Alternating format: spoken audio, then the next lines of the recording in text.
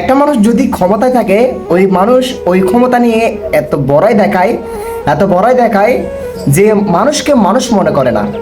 তার বিরুদ্ধে যদি কোনো একটা কথা বলে, সেটার বিরুদ্ধে সে অ্যাকশন নেয়। ও কি ভালো বলেছে বা মন্দ বলেছে সেটা জাস্টিফাই না করে তার বিরুদ্ধে কোনো একটা কথা কেন বলেছে সেটার জন্য সে অ্যাকশন নেয়। যেমন আমাদের তহিদ আফ্রিদির কথা বলতেছি, যে মানবতার ফেরিওয়ালা, যে বন্যার সময় মানুষকে হেল্প করে, মানুষের পাশে গিয়ে দাঁড়ায়, যে মানবতার ফেরিওয়ালা। উনি বাহিরে যেরকম তার রূপ, ভিতরে যদি আপনারা তার রূপটা দেখেন তাহলে বুঝবেন যে সে কোন লেভেলের মানুষ। ওনার বাবা নাসির উদ্দিন গ্রেফতার হয়েছে, আপনারা রিসেন্টলি সবাই জানেন। তারপর তহিদ আফ্রিদিকেও গ্রেফতার করেছে, আপনারা হয়তো অবশ্যই দেখতে পাচ্ছেন, সোশ্যাল মিডিয়ায় ঘাটাঘাটি করতেছেন, অবশ্যই আপনারা দেখতে পাচ্ছেন। তো ওনার বাইরের রূপ আর ভিতরের রূপ আপনারা যদি দেখেন তাহলে বুঝবেন। আমিও বিশ্বাস করি নাই তার ভিতরের রূপটা যে এরকম হবে। তার বাইরের রূপটা দেখে আমি অনেক সাপোর্ট করতাম। একজন বলতে গেলে আমি তাকে দেখে আমার ইউটিউব জার্নিংয়েতে আসা, ফেসবুক সোশ্যাল মিডিয়াতে কাজ করা, তাকে দেখে আর তার ভিতরের রূপটা দেখে আমি মানে নিস্তব্ধ হয়ে গেছি।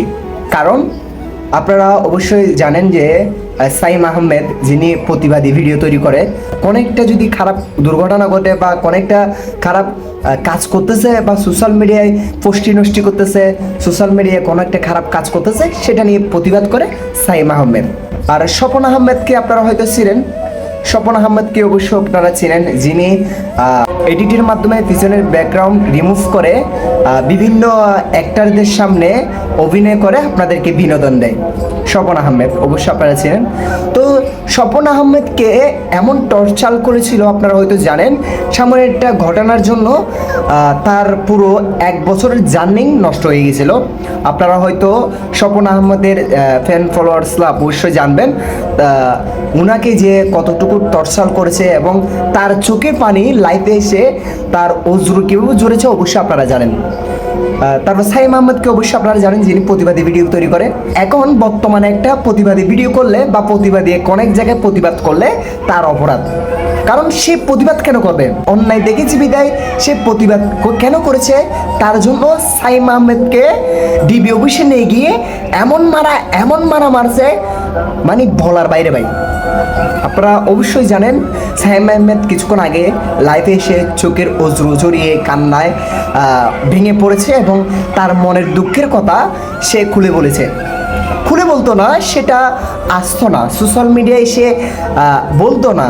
স্বপন আহমেদ আবার আপনার সাইম আহমেদ এগুলো বলতো না। বলার একটি কারণ, সেটা হচ্ছে যখন তহিদ আফ্রিদি গ্রেফতার হয়েছে তার কারণে তারা মনের দুঃখের কথা আপনার লাইভে এসে শেয়ার করেছে। আমরা জানতামও না ভাই তারা যে তহিদ আফ্রিদি দিয়ে এই সাইম আহমেদ আপনার স্বপন আহমেদকে এত টর্চার করেছে, এত কষ্ট দিয়েছে ভাই। মানে প্রভাবশালী, মানে সামান্য একটু ক্ষমতা থাকলে এই ক্ষমতার জোরে মানুষকে মানুষ মনে করে না, এমন কতগুলো মানুষ। আমি শুধু তহিদ আফ্রিদির কথা বলতেছি না, আমি প্রত্যেকটা মানুষের কথা বলতেছি যারা সামান্য প্রভাবশালী, যারা সামান্য একটু ক্ষমতা আছে, তারা যারা ক্ষমতার ডাফুক দেখায়, ক্ষমতার বড়াই দেখায়, মানুষের তৎসাল করে, আমি তাদের কথাই বলতেছি। বেসিক্যালি আমি সাইম আহমেদকে এতই ভালোবাসি, তার ভিডিও আমার অনেক ভালো লাগে।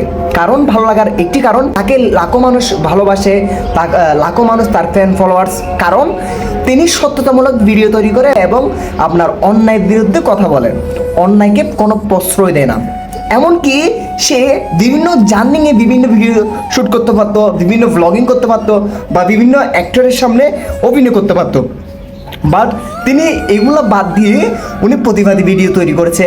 বিভিন্ন ওনার মিলিয়ন পেজ পর্যন্ত চলে গেছে, মিলিয়ন আপনার ইউটিউব চ্যানেল পর্যন্ত চলে গেছে। আপনারা হয়তো জানেন ওনার সাইম আহমেদের 1 মিলিয়ন একটা চ্যানেল ছিল, সেটাও আপনার মনিটাইজেশন চলে গেছে। তবুও সে যে সত্য কথা তুলে ধরতো, মানুষকে আপনার অন্যায়ের বিরুদ্ধে প্রতিবাদ করতো, সেটা ছাড়েনি, সেটা ছাড়বেও না।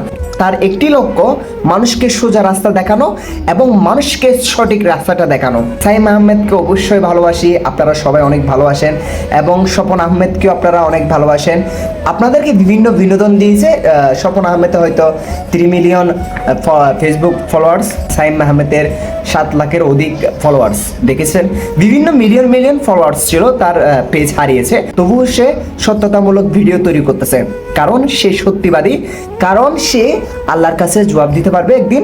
আমি যে মানুষের পাশে ছিলাম, বিভিন্ন ধরনের নিউজ জানাতাম, বিভিন্ন দেশের খবর জানাতাম, সত্যতামূলক ভিডিও মানুষের সামনে তুলে ধরতাম।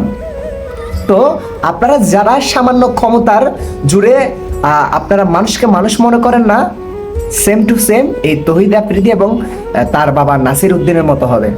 বুঝতে পেরেছেন? তাই ক্ষমতার জোর দেখাইয়েন না।